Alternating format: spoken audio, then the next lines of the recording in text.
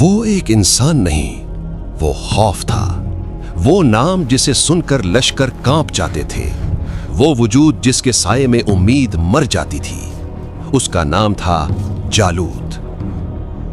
जमीन पर उसके कदम पड़ते तो मिट्टी लरसती थी। फौलादी ज़रा, भारी हथियार और एक ऐसा जिस्म जिसके सामने आम सिपाही बच्चों की तरह लगते थे। जालूत सिर्फ ताकतवर नहीं था, वो ताकत का गुरूर था। वो समझता था कि आज की दुनिया में खुदा सिर्फ ताकतवर के साथ होता है। बनी इसराइल कमजोर थे, बिखरे हुए, डरे हुए। उनके सामने जालूत खड़ा था, जैसे पहाड़ इंसान बन गया हो। उसके कहकहे जंग से पहले ही दुश्मन को हरा देते थे। उसने ललकारा, है कोई जो मेरे मुकाबिल आए?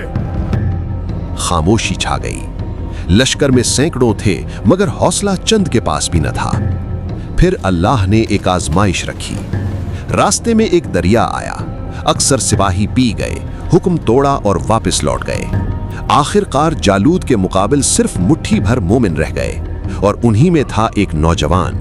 न ताज, न ज़िरा, न तलवार, सिर्फ ईमान। उसका नाम दाऊद अलैहिस्सलाम। जालूत ने उसे देखा तो हंसा। एक लड़का मेरे मुकाबिल। यही था उसका सबसे बड़ा धोखा। वो अल्लाह को भूल चुका था।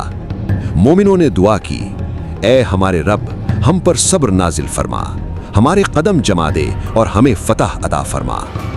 दाऊद ने कंकरी उठाई, न ताकत से न महारत से, बल्कि अल्लाह के हुक्म से।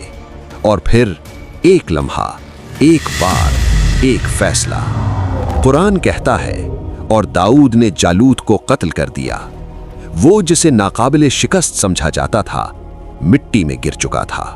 ताकत हार गई, गुरूर दफन हो गया।